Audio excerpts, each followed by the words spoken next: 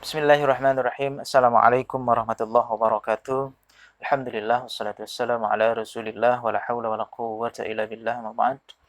Para pemirsa yang berbahagia, siswa-siswi SMA SMK kelas 11, kali ini kita akan mencoba bersama-sama menjelaskan pendidikan agama Islam.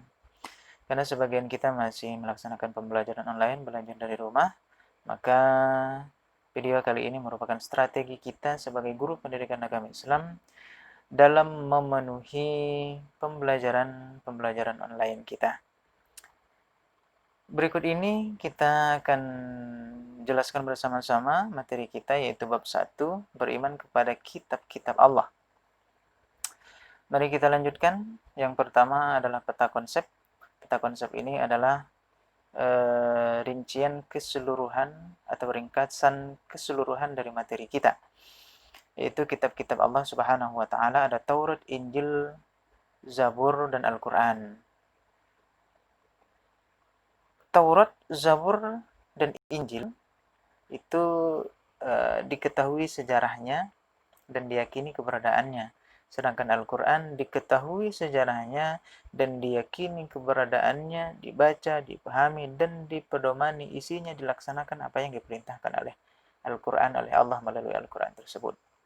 Nah, di situ nanti kita akan jelaskan juga menjadikan Al-Quran sebagai pedoman dalam menjalani kehidupan sehari di mana saja, kapan saja kita dalam keadaan apapun kita tetap akan melaksanakan ajaran-ajaran yang diperintahkan oleh Allah dalam Al-Quran. Maka materi kita kali ini mungkin lebih sedikit menjurus kepada kitab-kitab Allah secara menyeluruh. Kita lanjutkan. Para pemirsa yang berbahagia, yang berikutnya adalah membuka relung hati dulu. Al-Quran adalah kitab suci umat Islam yang diwahyukan oleh Allah melalui malaikat Jibril secara berangsur-angsur kepada Nabi Muhammad SAW. Maka Al-Quran ini tidak sekaligus diturunkan oleh Allah blok satu kitab, itu tidak, tetapi diturunkan oleh Allah secara berangsur-angsur, secara bertahap, sesuai dengan kondisi, sesuai dengan keadaan, dan sesuai dengan situasi pada waktu itu. Maka nanti akan kita jelaskan juga hikmah turunnya Al-Quran secara berangsur-angsur. Berikutnya, Al-Quran adalah kitab terakhir dan penyempurna kitab-kitab sebelumnya. Kita ketahui ada Taurat, ada Zabur, ada Injil. Nah, bahasa kita sekarang, Al-Quran itu adalah update dari Taurat, Zabur, dan Injil. Updatean terbaru dari kitab tersebut. Maka kalau mau melihat Taurat, mau melihat Injil, mau melihat Zabur, lihatlah Al-Quran, karena intisarinya sudah berada di dalam kitab Al-Quran. Penyempurnaan dari semua kitab-kitab terdahulu ada di dalam Al-Quran. Berikutnya, Al-Quran isinya mencakup seluruh inti kitab sebelumnya. Sudah dijelaskan tadi bahwa inti-inti dari kitab tersebut sudah dicakup di dalam Al-Quran, sudah termaktub di dalam Al-Quran. Berikutnya, bahwa Rasulullah SAW menegaskan dalam sebuah hadis bahwa manusia tidak tersesat dalam menjalankan hidupnya selama berpegang teguh pada Al-Quran dan hadis. Apa bunyi hadisnya? Taraktu fikum amrayni ma in tamassaktum bihima lan tadillu abada, kitab Allah wa sunnat Rasulillah, rawahul Hakim. Yang artinya, kutinggalkan untukmu dua perkara. Ini disebutkan dua perkara pusaka. Kalian tidak akan tersesat selamanya selama berpegang teguh kepada keduanya. Apa itu? Yaitu Al-Quran dan hadis, yaitu Al-Quran dan sunnah Rasulnya, atau yang sering disebut dengan hadis Rasulullah SAW.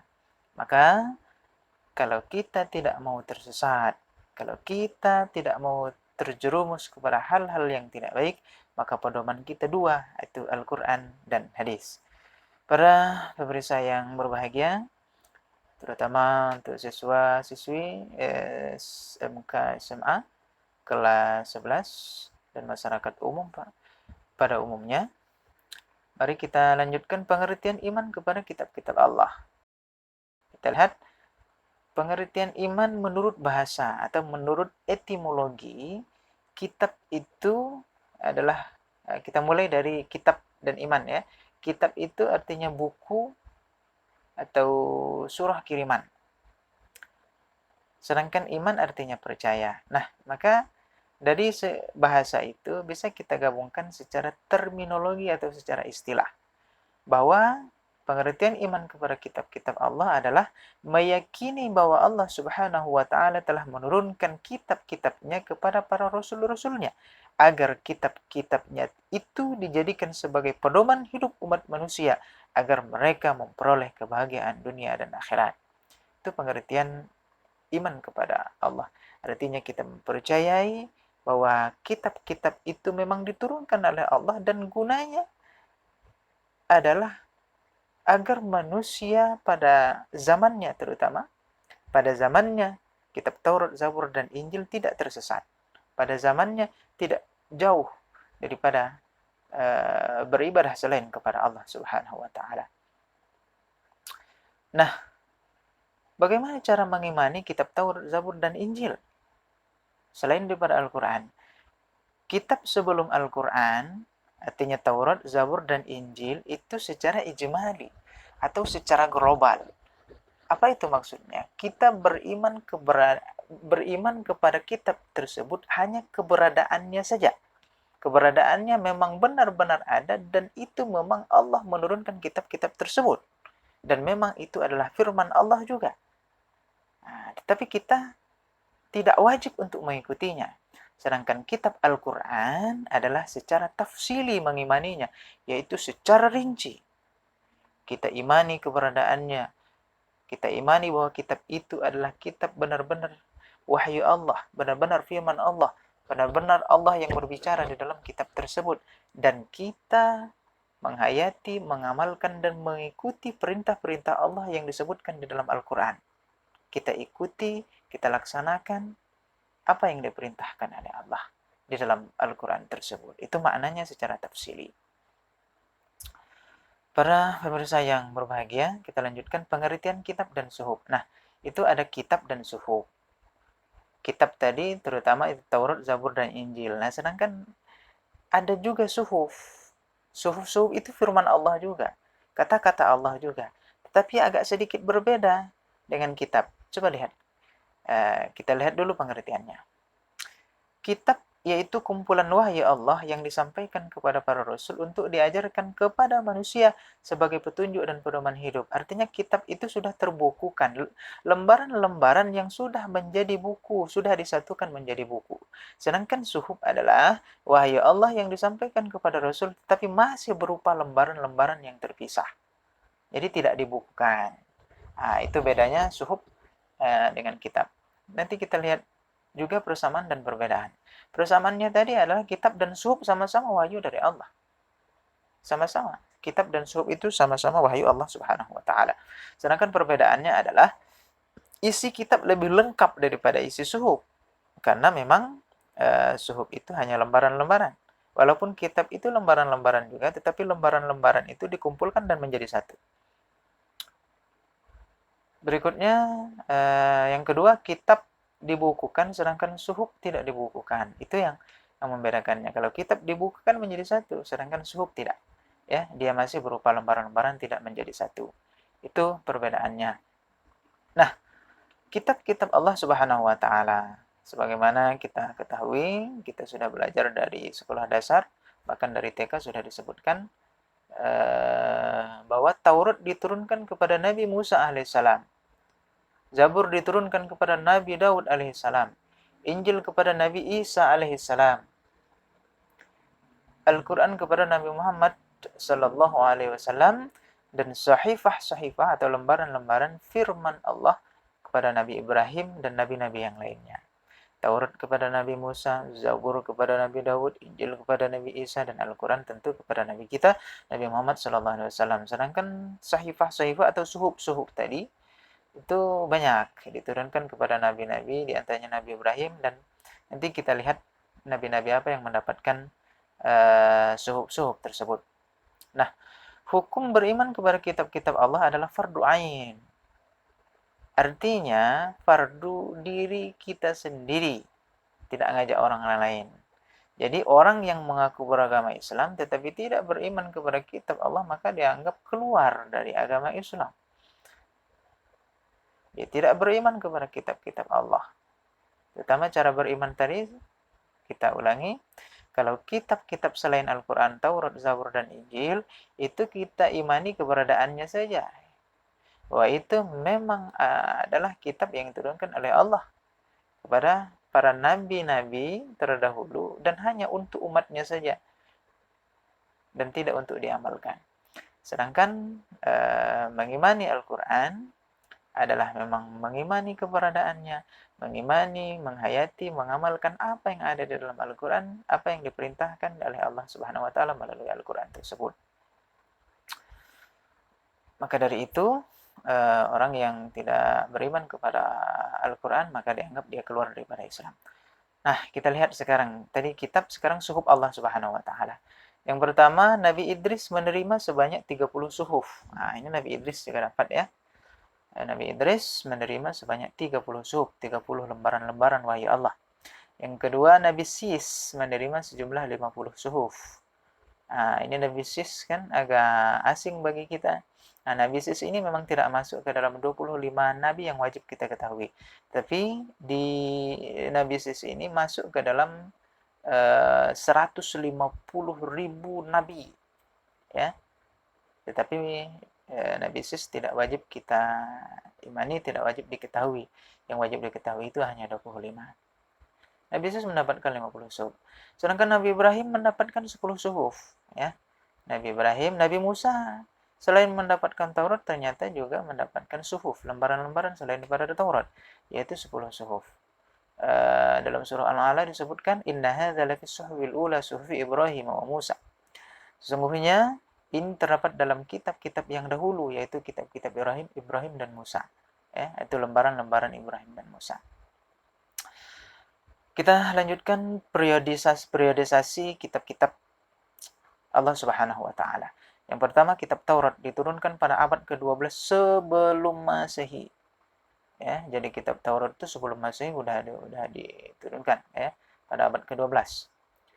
Berikutnya kitab Zabur 2 abad kemudian pada abad ke-10 sebelum Masehi.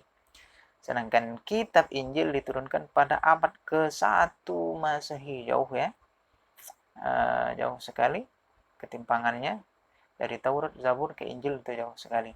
Sedangkan kepada Al-Quran diturunkan pada abad ke-7 Masehi. Kurang lebih pada tahun 611 sampai 633 Masehi. Para pemirsa yang berbahagia, mari kita bahas satu persatu kitab-kitab Allah yang diturunkan kepada para nabi. Yang pertama, kitab Taurat yang diturunkan kepada Nabi Musa. Taurat itu berasal dari bahasa Ibrani, berasal dari kata Torah yang artinya instruksi. Taurat itu bahasa Ibrani ya, bahasa Ibraninya Torah yang berarti instruksi. Nah, kitab Taurat diturunkan kepada Nabi Musa alaihissalam di Bukit Sinai. Ya, di Bukit Sinai. Kita tahu sejarahnya. Kitab Taurat menjadi pedoman serta petunjuk bagi Nabi Musa alaihissalam dan kaum Bani Israel dan berbahasa Ibrani. Ya, jadi kitab Taurat itu diturunkan oleh Allah di Bukit Sinai secara sekaligus pada Nabi Musa alaihissalam. Ya, kitab Taurat menjadi pedoman serta petunjuk bagi Nabi Musa alaihissalam dan kaum Bani Israel. Ya, dan bahasanya adalah bahasa Ibrani. Oke. Nah, kita lihat tadi Bukit Sinai. Di mana Bukit Sinai itu? Bukit Sinai adalah sebuah wilayah yang berada di negara Mesir, Kairo Mesir ya. Terletak di antara benua Afrika dan Asia, sekitar 450 km dari ibu kota Kairo. Lumayan jauh juga ya. Nah, kalau kita jalan-jalan, insyaallah lah kita sampai ke sana, kita akan melihat Bukit Sinai tersebut. atau semenanjung Sinai tersebut. Nah, Taurat atau kitab Taurat yang disebut dengan the Ten Commandments atau 10 firman Tuhan. Jadi Taurat itu juga disebut dengan 10 firman Tuhan. Kita lihat penjelasan Al-Quran tentang kitab Taurat tersebut. Walaqad atayna Musal kitaba la'allahum yahtadun. Apa artinya? Dan sungguh telah kami anugerahi kepada Musa kitab Taurat agar mereka, Bani Israel, mendapatkan petunjuk. Oke, luar biasa Bani Israel ini ya. Hampir semua nabi turun kepada mereka. Para pemirsa yang berbahagia, kita lanjutkan. Kita coba sedikit membahas tentang kandungan dari kitab Taurat. Yang pertama, kandungan kitab Taurat. Tiada Tuhan selain Allah Subhanahu wa taala. Ini kandungannya ya. Tiada Tuhan selain Allah Subhanahu wa taala. Yang kedua, jangan menyembah berhala. Itu perintah dari Taurat. Jangan mempersekutukan Allah. 2 kali disebutkan dalam Taurat. Sucikan hari Sabtu, ya, hari Sabtu ini. Itu ada sejarahnya. Nanti kita akan coba bahas mungkin di lain waktu.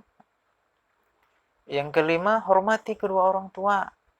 Jangan membunuh, jangan berzina, jangan mencuri, jangan bersumpah palsu atau bersaksi dusta. Dan terakhir, kan ada 10 tadi, jangan menginginkan milik orang lain atau mengambil yang bukan menjadi hak kita menjadi milik kita. Ini kandungan dari kitab Taurat. Semuanya menjurus kepada Allah Subhanahu wa taala. Itu tadi tentang kitab Taurat ya. Sekarang kita lanjutkan tentang kitab Zabur. Nah, Zabur itu bahasa Arabnya adalah mazmur. Sedangkan bahasa Ibraninya adalah mizmar. Ya, maka dia menjadi Zabur. Artinya adalah lagu atau musik. Maka dikenal Zabur ini kan diturunkan kepada Nabi Daud. Dikenal Nabi Daud itu memiliki suara yang begitu merdu, begitu dahsyat, begitu luar biasa suaranya. Sampai-sampai diceritakan ketika Nabi Daud itu membaca atau mengumandangkan kitab Zabur tersebut di rumahnya, ketika membaca Zabur Nabi Daud di rumahnya, maka burung-burung yang berterbangan di atas atap atau yang melewati rumah Nabi Daud itu di riwayat disebutkan pada berjatuhan. Itu begitu merdu suara daripada Nabi Daud alaihissalam. Nah, kitab Zabur berisi 150 surah yang disenandungkan Nabi Daud alaihissalam. Ya, ini lebih kepada nyanyian-nyanyian. Ini 150 surah ternyata ya. Diturunkan di Yerusalem, Palestina sekarang ya.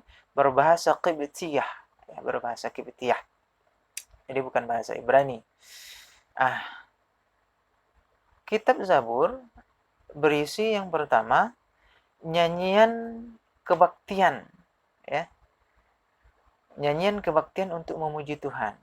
Itu yang pertama. Yang kedua, nyanyian perorangan sebagai rasa syukur kepada Tuhan. Yang keempat, ratapan-ratapan jamaah. Yang kelima, ratapan dan doa-doa individu. Terakhir itu, nyanyian untuk raja. Ya. Jadi disebutkan terakhir itu, ini tidak kelihatan di slide-nya. Itu nyanyian untuk raja atau doa untuk raja. Ya. Tapi lebih kepada nyanyian untuk raja, itu yang kelima ya. Tadi nyanyian kebaktian, nyanyian perorangan, ratapan jamaah, ratapan dan doa-doa individu. Yang terakhir adalah nyanyian untuk raja.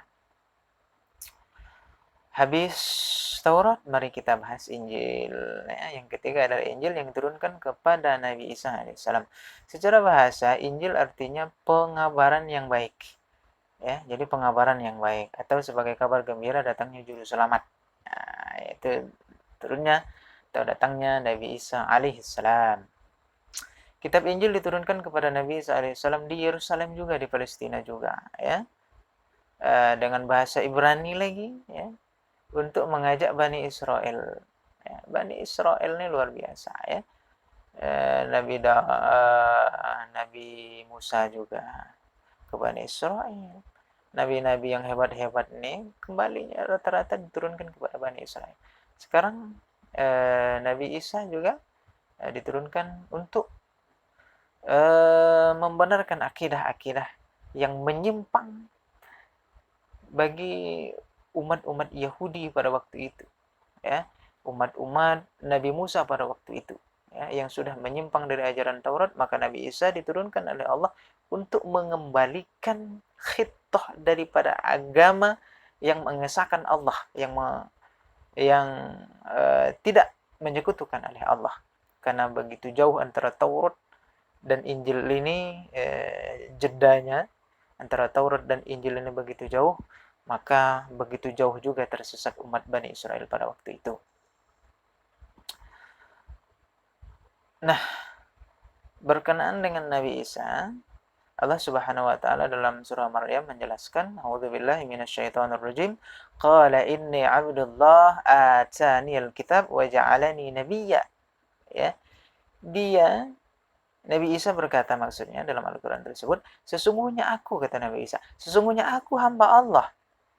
Dia memberiku kitab Injil dan dia menjadikan aku seorang nabi. Itu pengakuan daripada Nabi Isa, ya.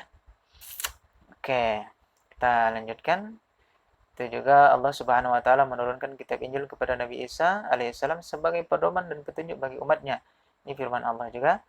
Ya, dan kami teruskan jejak mereka dengan mengutus Isa putra Maryam, membenarkan kitab yang sebelumnya yaitu Taurat, dan kami menurunkan Injil kepadanya, di dalamnya terdapat petunjuk dan cahaya, membenarkan kitab yang sebelumnya yaitu kitab Taurat, dan menjadikan petunjuk serta pengajaran untuk orang-orang yang bertakwa. Ya, jadi membenarkan kitab yang sebelumnya yaitu Taurat. Injil ini membenarkan kitab Taurat. Jadi meluruskan ajaran-ajaran Taurat yang sudah disimpangkan oleh umat Nabi Musa karena terlalu jauh jeda antara turunnya Taurat dan Injil ini. Mari kita lihat isi Injil tersebut. Secara umum, kitab Injil berisi tentang yang pertama, perintah untuk kembali mengesahkan Allah Subhanahu wa taala karena umat Nabi Musa pada waktu itu sudah sangat jauh tersesatnya. Yang kedua, membenarkan keberadaan kitab Taurat. Kitab Taurat yang diturunkan kepada Nabi Musa. Kitab Injil membenarkan bahwa kitab Taurat itu memang pernah ada dan memang itu merupakan firman Allah Subhanahu wa taala.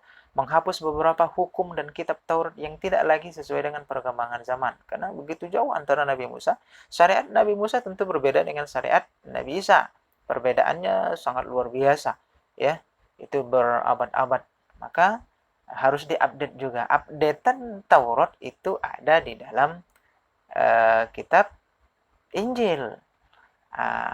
Maka tentu sudah disebutkan di depan tadi, Taurat, Zabur, Injil itu updateannya ada di Al-Quran. Yang keempat, menjelaskan bahwa kelak akan datang kembali Rasul setelah Nabi Isa AS. Dan itu disebutkan di dalam Injil dan Taurat bahwa nanti akan lahir setelah Nabi Isa, yaitu bernama Nabi Muhammad SAW. Jadi tidak hanya Injil, ternyata Taurat juga tertulis di dalam Taurat bahwa akan ada lahir Nabi setelah Nabi Isa, yaitu Nabi Muhammad SAW. Para pemirsa yang berbahagia, kitab Injil sekarang berbeda dengan Injil yang diberikan kepada Nabi Isa dahulu. Beda, ya. Injil yang asli Nabi Isa dengan Injil yang sekarang. Injil yang sekarang disusun oleh Matius, Markus, Lukas, dan Yahya. Kemudian Injil tersebut dinamakan menurut pengarangnya, yaitu Injil Matius, Injil Markus, Injil Lukas, dan Injil Yahya. Ini kan untuk Injil sekarang, ya. Nah, kitab Injil yang isinya condong kepada kebenaran Al-Quran, yang karena update-nya ada di dalam Al-Quran, maka tentu ajaran-ajarannya pasti mirip dengan Al-Quran. Nah, ditemukan Injil Barnabas, Injil yang menurut penelitian ini lebih mendekat kepada Injil yang diturunkan kepada Nabi Isa, Injil yang asli, yaitu ajarannya Yesus tidak disalib. Yang disalib adalah Yudas Iskariot. Siapa Yudas itu? Yudas itu adalah murid Nabi Isa yang berkhianat kepada Nabi Isa itu sendiri. Yang mau berkhianat sama gurunya, ayo ya. Ini Allah, ini kisahnya ketika tentara Romawi mengepung tempat kediaman Nabi Isa alaihissalam, yang ternyata ada seorang muridnya yang berkhianat menyampaikan kepada raja, kepada bala tentara tersebut dengan iming-iming emas dan lain sebagainya, tapi dia juga pura-pura ikut bersama-sama, ya munafik bahasa kitanya. Ya, maka ternyata Allah mengangkat Nabi Isa dan menyerupakan dengan Nabi Isa Yudas Iskariot ini. Ya, Nabi Isa sudah diangkat oleh Allah, dan ketika bala tentara itu masuk ke kediaman Nabi Isa, maka Yudas Iskariot ini dengan izin Allah diserupakan dengan Nabi Isa alaihissalam. Berikutnya, isi dari Barnabas itu, Yesus bukan anak Tuhan tetapi Rasul Allah, tetapi Nabi Allah, ya. Yang ketiga, putra Ibrahim yang disembelih adalah Ismail bukan Ishak, ya. Dalam kitab Barnabas ini, putra Ibrahim yang disembelih adalah Ismail bukan Ishak. Di dalam Al-Quran juga disebutkan bahwa yang mau disembelih itu adalah Ismail, walaupun nanti Ismail diganti dengan kibas, ya, ganti dengan kibas. Itu artinya hampir sama, ya, cerita Barnabas ini dengan Al-Quran. Nah, sekarang yang terakhir, kitab diturunkan kepada Nabi Muhammad SAW yang merupakan updatean terbaru dari semua kitab yang diturunkan oleh Allah kepada para nabi-nabinya, baik itu kitab yang disebut dengan kitab atau buku, baik itu kepada Taurat, Zabur, dan Injil, begitu juga dengan suhuf atau sahifah yang diturunkan kepada nabi-nabi terdahulu. Nah, Al-Quran adalah kumpulan wahyu Allah yang diturunkan kepada Nabi Muhammad SAW di Mekah dan di Madinah dengan bahasa Arab melalui perantara malaikat Jibril. Sebagai pedoman hidup, membacanya merupakan ibadah. Ya, itu sudah paham semua. Pengertian ini sudah dijelaskan mulai dari kitab TK bahkan, ya. Allah Subhanahu wa taala menjelaskan, dan kami telah turunkan kepadamu Al-Quran dengan membawa kebenaran, membenarkan apa yang sebelumnya, yaitu kitab-kitab yang turunkan sebelumnya, dan Al-Quran adalah ukuran yang menentukan kebenaran terhadap kitab-kitab tersebut. Sudah dijelaskan dari depan tadi bahwa Al-Quran adalah updatean daripada kitab-kitab terdahulu. Proses turunnya Al-Quran kepada Nabi Muhammad SAW itu banyak caranya. Ada kalanya yang pertama adalah malaikat memasukkan wahyu ke dalam hati Nabi Muhammad SAW. Jadi wahyu itu langsung dimasukkan oleh malaikat ke dalam hati Nabi Muhammad SAW. Tetapi juga ada kalanya Allah Subhanahu wa taala menurunkan wahyunya, malaikat menampakkan sebagai seorang laki-laki yang mengucapkan kata-kata kepada Nabi Muhammad SAW, dan tentu ditiru dan dihafalkan oleh Nabi Muhammad SAW. Ini ya. Yang ketiga, kadang-kadang wahyu datang kepada Nabi Muhammad SAW seperti suara lonceng. Inilah Nabi Muhammad, Nabi kita, mendapatkan gelar fatonah, artinya cerdas. Salah satu kecerdasan Nabi Muhammad SAW, sifatnya yang fatonah ini adalah ini, suara lonceng. Suara lonceng itu karena kecerdasan dan kepintaran Nabi Muhammad SAW, dia tahu bahwa itu adalah firman Allah Subhanahu wa taala. Kita tahu lonceng masuk, lonceng keluar, lonceng istirahat kalau kita, ya, itu saja yang bisa kita baca. Yang keempat, malaikat menampakkan dirinya kepada Nabi Muhammad SAW dalam wujud yang asli dalam memberikan wahyu tersebut. Terutama pada wahyu yang pertama, itu malaikat Jibril menunjukkan tampak yang aslinya. Maka Nabi Muhammad SAW ketakutan melihat Jibril yang dengan tampak secara langsung wujud aslinya. Nah, itu proses turunnya Al-Quran. Manfaat diturunkannya Al-Quran bagi umat manusia secara berangsur-angsur. Kita tahu Al-Quran diturunkan berangsur-angsur itu selama 23 tahun. Lebih tepatnya 22 tahun, 2 bulan, 22 hari. Ya. Nah, ini manfaatnya yang pertama, agar lebih mudah dimengerti dan dilaksanakan. Tentu, karena berangsur-angsur tadi, lebih mudah dimengerti, lebih mudah dibahas, lebih mudah dilaksanakan karena berangsur-angsur. Pokok permasalahannya mudah kita ikuti dan sesuai dengan permasalahan pada waktu itu, pada permasalahannya. Nah, yang kedua, turunnya Al-Quran sesuai dengan peristiwa yang terjadi. Nah, jadi peristiwa yang terjadi pada waktu itu yang memang membutuhkan penjelasan-penjelasan sehingga masuk ke dalam otak dan akal serta hati manusia. Karena peristiwanya pas pada waktu itu ya. Peristiwa itu benar-benar terjadi pada waktu itu dan turunnya Al-Quran. Dan turunlah Al-Quran.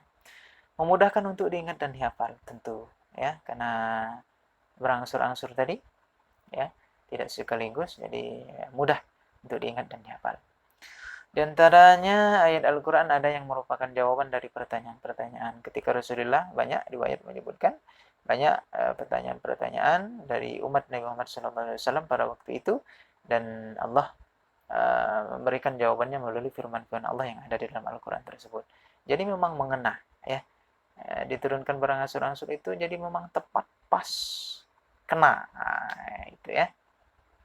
Nah, sekarang kita lihat isi Al-Quran. Oke, ini isi Al-Quran kita lihat dari segi kuantitas, dari segi isinya ya. Segi isinya itu 30 juz, 114 surat, 6.236 ayat atau 6.666, 6666 ya. Boleh juga, itu benar juga. 74.000 lebih, 74.437 kosakata atau kalimat, dan 325.345 huruf. Oke ya.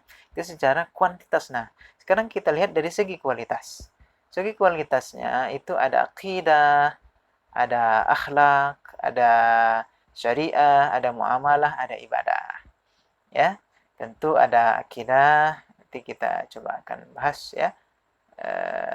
Apa itu akidah, apa itu akhlak, ibadah, syariah, dan muamalah.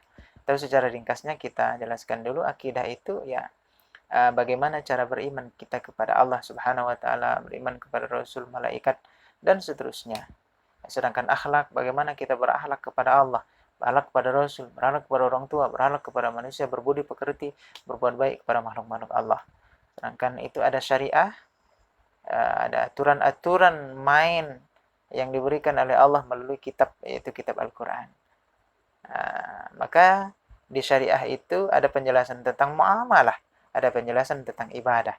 Muamalah itu ada munakahat, nikah, bab nikah, ya, ada faraid, waris, jinayat, hudud, jual beli, ya, muamalah itu jual beli, al-khilafah, makanan, penyembelihan, aqdiyah, jihad, dan dualiyah. Oke ya. Oke, jadi itu dari segi kualitas. Paling tidak kita ingatkan akidah, akhlak, syariah, muamalah, dan ibadah. Para pemirsa yang berbahagia, Al-Quran menghapus sebagian syariat yang tertera di dalam kitab-kitab terdahulu dan melengkapinya sesuai dengan tuntutan perkembangan zaman, updatean terbaru dengan sesuai dengan zamannya. Jadi syariat-syariat yang tidak sesuai lagi, yang tidak pas lagi dalam keadaan dulu dengan sekarang, yang tidak pas lagi dilaksanakan oleh orang-orang sekarang, maka itu sebagian sudah dihapus. Tapi sebagiannya tetap dimasukkan ke dalam Al-Quran. Nah, Al-Quran terjaga kemurniannya sampai sekarang. Karena memang Allah menyebutkan di dalam Al-Quran, Inna nahnu nazzalna dzikra wa inna lahu lahafizun. Sesungguhnya kami yang menurunkan Al-Quran. Sesungguhnya aku yang menurunkan Al-Quran, kata Allah, dan saya juga yang akan menjaganya. Ya, dan kami juga akan menjaganya, kata Allah. Saya yang menurunkan Al-Quran, kata Allah. Saya juga yang akan menjaga Al-Quran tersebut. Ini janji Allah di dalam Al-Quran. Janji-janji itu tidak terdapat di Taurat. Saya akan menjaga Taurat. Tidak. Tidak ada. Ya Zabur, Injil, tidak. Allah tidak memberikan statement itu, memberikan janji itu kepada kitab-kitab yang lain, tetapi Al-Quran diberikan oleh Allah. Allah yang menurunkan, kata Allah, dan Allah juga yang akan menjaganya. Maka sampai detik ini, satu huruf pun orang tidak bisa membuat Al-Quran itu rusak. Tidak ada seorang pun yang mau merubah-rubah Al-Quran. Karena kemurniannya tetap terjaga. Karena Allah langsung yang akan menjaganya. Melalui penghafal-penghafal Al-Quran. Tidak lama, mungkin hanya 2 jam beredar Al-Quran palsu. Itu sudah ketahuan. Para pemirsa yang berbahagia, terutama siswa-siswi SMK SMA kelas 11, kita akan lihat nama-nama lain daripada Al-Quran. Yang pertama Al-Huda. Al-Huda itu artinya adalah petunjuk. Ya, petunjuk tentu hidayah yang baik, hidayah dari Allah Subhanahu wa taala untuk kita. Maka Al-Quran adalah hidayah bagi umat manusia. Ya, ini bagi umat manusia. Yang kedua Al-Furqan, artinya pembeda. Ya, pembeda, membedakan antara baik dan buruk, antara haq dan batil. Ya. Yang ketiga Asy-Syifa, ini terkenal ya. Asy-Syifa itu artinya penawar atau obat. Ya, Al-Quran ini merupakan penawar atau obat. Tentunya yang lebih tepat adalah obat penawar hati, penenang hati, dan ya bisa dibilang sebagai obat-obat yang lain juga. Ya, dengan Al-Quran, dengan surah Al-Fatihah, tentu dipintakan kepada Allah melalui surah Al-Fatihah ini penyakit akan sembuh. Yang berikutnya adalah az-zikr. Az-zikr itu artinya adalah peringatan, terutama kepada orang-orang yang membelot daripada Al-Quran. Yang membelot daripada isi-isi Al-Quran akan diperingatkan oleh Allah, karena orang yang membelot daripada Al-Quran, maka dia akan mendapatkan hukuman dan ancaman yang tidak baik karena atas perbuatannya sendiri. Yang pertama yang berikutnya adalah Alkitab. Alkitab artinya buku, yaitu firman Allah yang dibukukan. Para pemirsa yang berbahagia, sepertinya itu dulu yang dapat kami sampaikan. Bagi yang kurang paham atau kurang jelas, silahkan berikan pertanyaannya di kolom komentar. Insya Allah kami akan coba jawab. Kita sama-sama belajar. Mudah-mudahan bermanfaat. Wabillahi taufiq wal hidayah.